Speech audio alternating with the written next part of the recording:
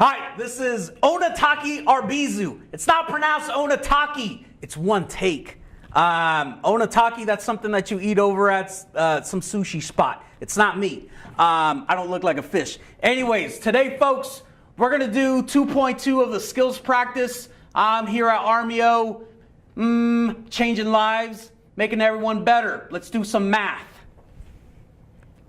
Hey everyone, we're back again. It's me, Mr. Arbizu. We're gonna work on section 2.2 of the Math 1 Skills Practice book. I hope you guys liked that last video and it helped you guys out. Again, if something doesn't make sense, go back and hit the rewind button or stop it, figure out what you're doing, and then we could keep on keeping on. Again, we're on section 2.2. Just a little idea of what we're gonna be doing today. We're going to fill out some t-tables.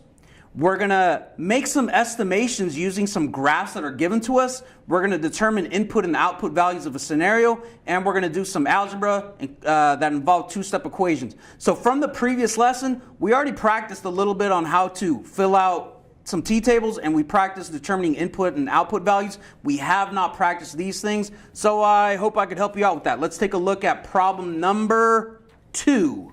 So problem number 2, it's on page 270. It says we have a bathtub. It contains 10 gallons of water. The faucet is turned on and fills the tub at a rate of 5.25 gallons per minute. All right. Is that going fast? I don't know. 10 gallons of water in a bathtub. That's not a lot of water, man. You're using a lot of water for a bath. So I don't know what they're doing. Maybe they're cooking inside of a bathtub. I don't know. Anyways. What's the quantity? The independent quantity in this situation is going to be the time, and the way that we're going to measure time is in minutes.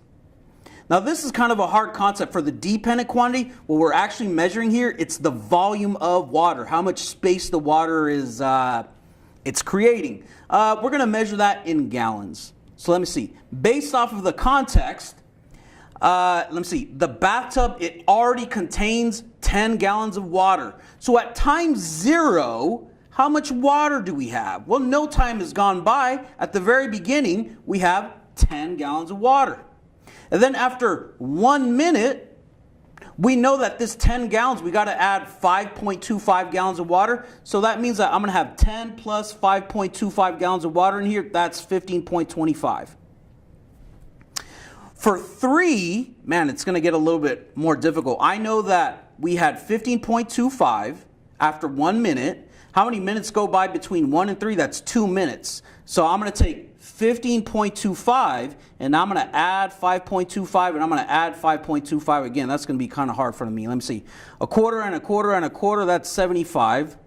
And then 15 and 5 and 5, dude, that's not that bad. That's 25. So I'm going to have 25.75 gallons after 3 minutes. Then it gets a little bit trickier. So I'm going to skip this. They want me to find the number of minutes associated with this amount of gallons. I'm going to go all the way down here. I know that if I had t minutes gone, I always started with 10 gallons. And then for each minute that goes by, I add to it 5.25 gallons for each of these minutes. So this is a good expression to represent the total number of gallons inside of my bathtub. We could call this V. I'm going to call it G for gallons. So let's go back to this problem. They want to know how much time has gone by after my gallons is 36.25. So I'm going to do this. Let me see. I'm going to take 5.25 times T plus 10. This is the amount of gallons I want to equal to 36.25. So this is called an algebraic expression. It contains a variable and equal. Hold on a minute. It's an algebraic equation because I got this equal sign. So to solve for t, I want to get t by itself. Because I'm adding 10 to it, I'm going to begin by subtracting 10 from this side and subtracting 10 from this side. Why do I subtract 10 from this side and from this side? Well, it's in balance. If I remove, and this is my poor version of a scale, if I take away 10 away from this side and 10 away from this side, it'll still be in equilibrium. But if I remove 10 from this side will sink down while this guy goes up, and I don't want that. I want it to be consistent. I want it to be equal. So that means I'm subtracting 10, subtracting 10. Let's see what happens. 10 minus 10, that gets eliminated out, and I still have 5.25 T left on the left-hand side. On the right-hand side, I've got 36.25. I got to subtract 10.00. That gives me 26.25. Oh my goodness. This is horrible, but it's not. How do I get T? I know that if I have 5.25 and I multiply it by T, that equals 26.25. So to get T by itself, let me see, 5.25 times what value is this? This times what is this? This times what is this? Well, I could divide. If I take this side and divide each side by 5.25, I end up with some ugly number. I get T is 26.25 divided by 5.25. I have no idea what that is, so what do? I could use some long division, but I'm going to cheat. I'm going to use a calculator. You see that? I'm going to take 26.25, and I'm going to divide it by 5.25. Wait a minute, there's an extra 8. 5? Yeah, that makes sense. 5 minutes. So that means right here, my bathtub will have 36.25 gallons of water after 5 minutes.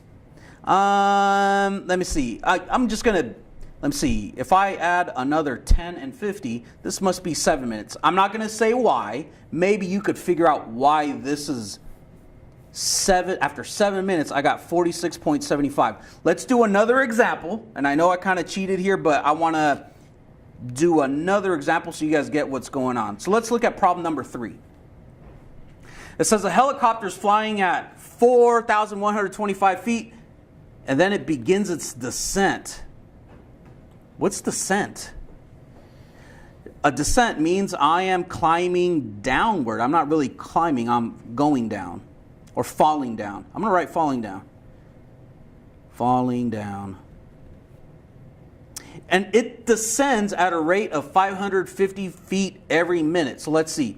What's the independent quantity? It's time. And it's time in minutes again. The dependent quantity, it's my altitude. Wait a minute. What the heck? Dependent quantity? It is the altitude.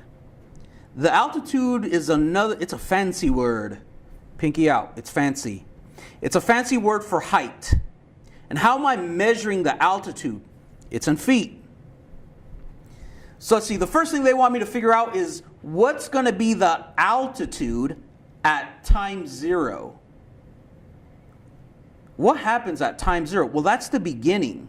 It says the helicopter is already at an altitude of 4,125, so at at 0 minutes, I'm at 4,125 feet. After 1 minute, something's happening. This thing has descended 550 feet. So do I add or subtract 550 to this previous amount? Looks like I'm going to subtract. So I'm going to do 4125 minus 550. That's 5, that's 7. I get this. 3,575. That feels right. And then after another minute, it goes down a little bit further. Only 1 minute has gone by, so I need to reduce another 550 minutes. So I'm just going to subtract 550 from that previous amount. 520, I get this, 3,025. Now check this out. I'm going to cheat a little bit.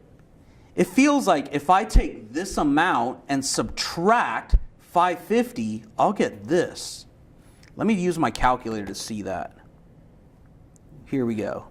If I take 3,025 and I subtract 550, I get 2,475.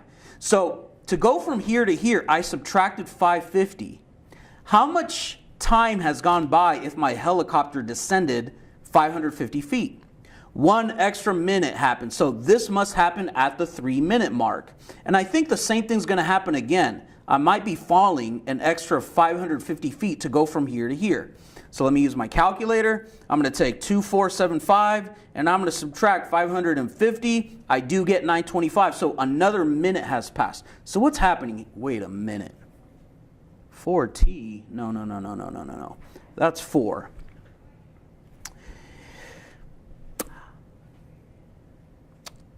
I'm writing my equation in this format, y equals mx plus b. Let's just talk about this mx plus b. This is how much I'm starting off with, and I should have done this before, but it's all right that I'm doing now.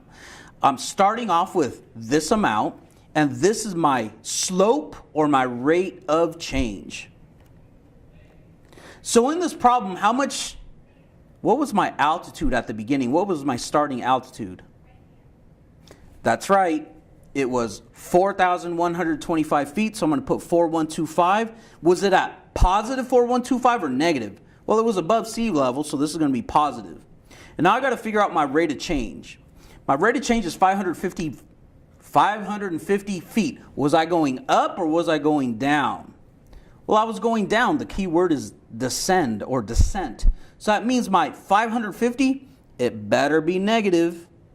And if I take negative 550 and multiply it by t, that's my input variable. That'll give me my overall altitude. So a good expression for time, that's t. A good expression for altitude, it's a, and a is equal to negative 550 t plus 4,125. I know that these were really hard. The next problems are a little bit easier. These guys are really, really cumbersome. So let's go on to the next ones. You guys are going to do problems 4 and 5 on your own.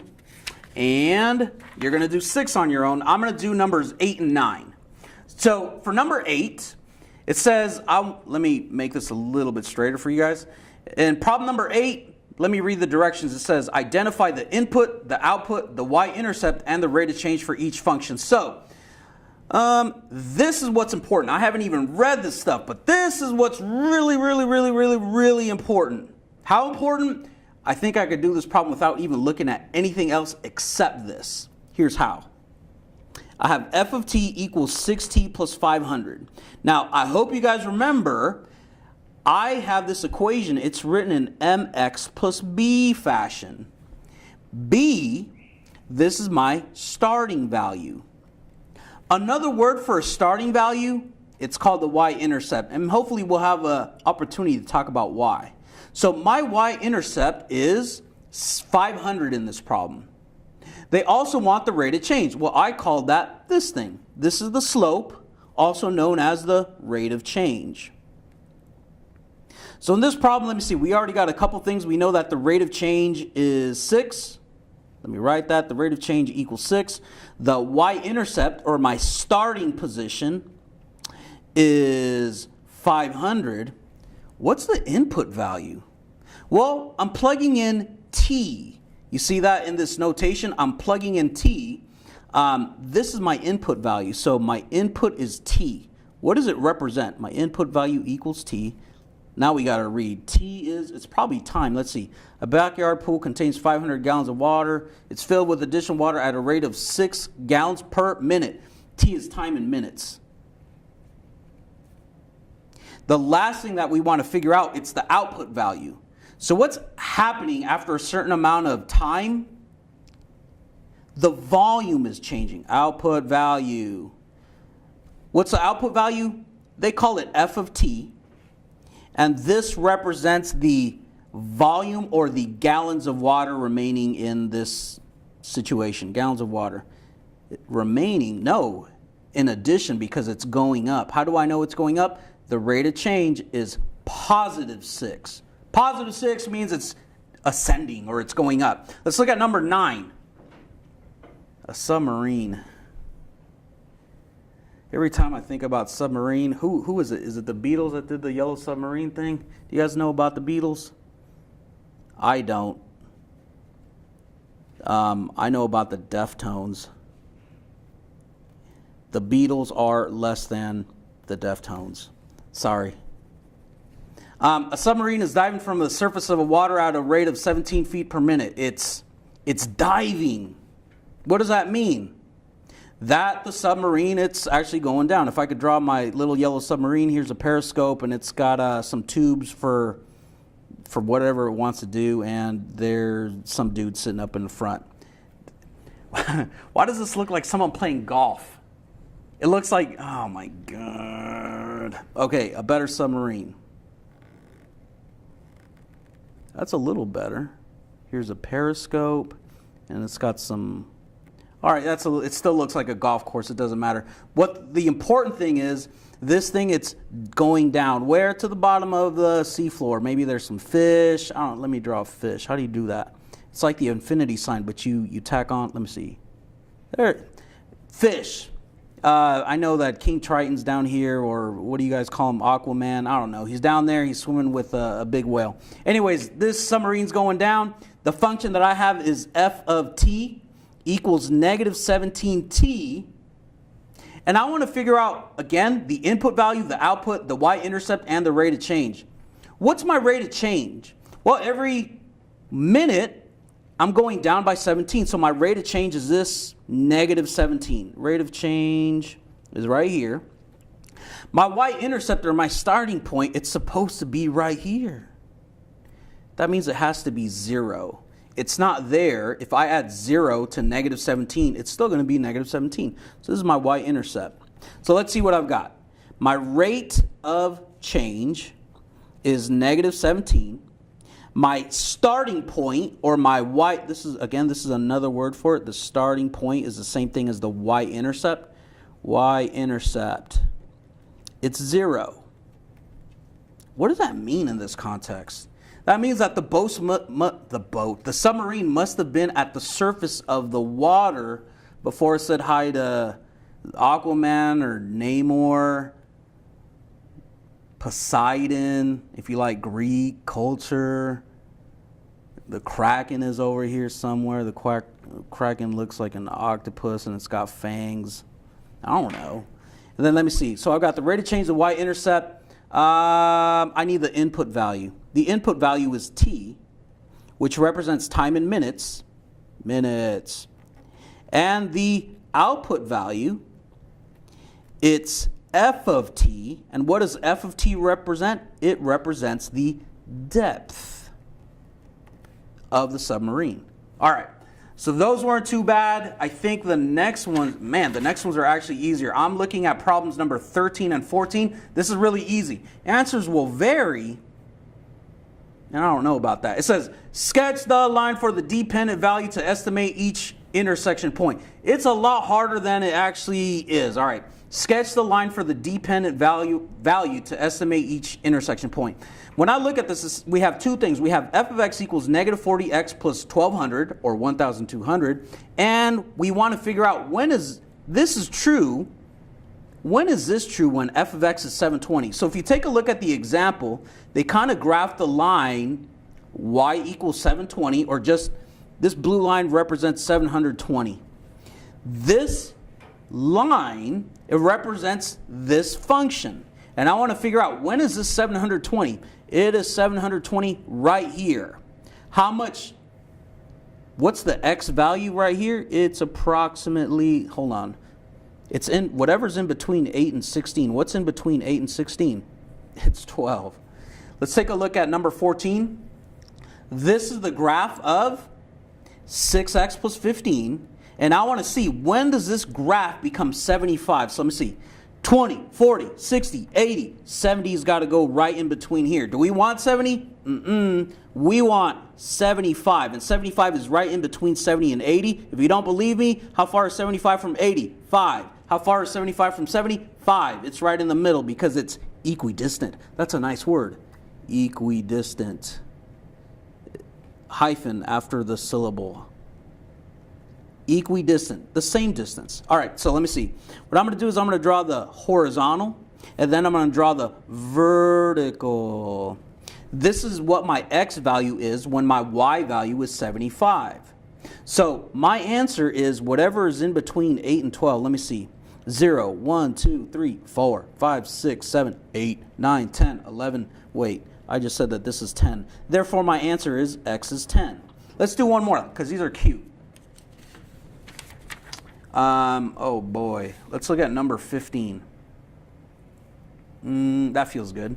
It says f of x is negative 2x plus 5 when f of x is negative 7. So what do I have to go down to negative 7? Here's negative 1, negative 2, negative 3, negative 4, negative 5, 6, 7. All right. So here's my horizontal line. This is when when y is negative 7. And then what I want to do is I want to draw a vertical line back up to the x-axis. Oh, look at that. The y value, or the function's output value, is negative 7 when the input value is 6. So my input value is x, it's going to be 6. I don't think I need to do another example because that stuff is easy. We got 2 more problems to do, and I think that's it. Yep. We're over here on number 20 and 21. We're going to do some algebra.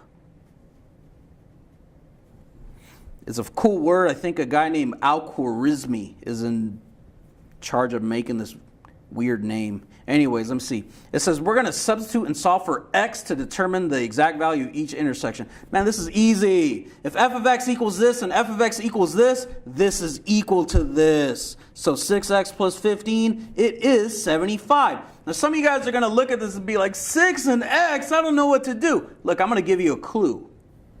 15 plus what number is 75? It's 60, right? 60 plus 15 is equal to 75. But some teachers won't like that. Why? Because not because you're using your brain, but you can't show the work. So how do you show the work? Well, I want to get this by itself. So the first thing I got to do is get rid of this 15. How? What's the opposite of adding 15? Subtract 15. Could I just subtract 15 from this side? Nope. You guys remember that balance that we talked about earlier? If I subtract 15 from one side will go up, but the other one will go down. So how do I keep it in equilibrium? I got to make sure I take away 15 from here and from here. So that means, let's see, what's 15 minus 15? Let me draw this line so you guys know what I'm doing. 15 minus 15 is 0. What's 0 plus 6x? Well, that's just 6x. On the right-hand side of the equal sign, I have 75 minus 15. That's 60. I'm going to go ahead and just bring the 60 right here. And let's take a look at this. This isn't the answer.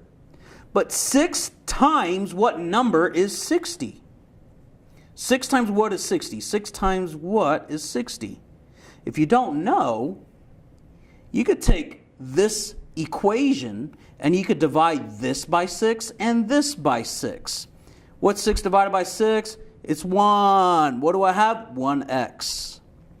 There's my 1x. And then on the right side, I got 60 divided by 6. That's 10. Here's my answer. X is 10.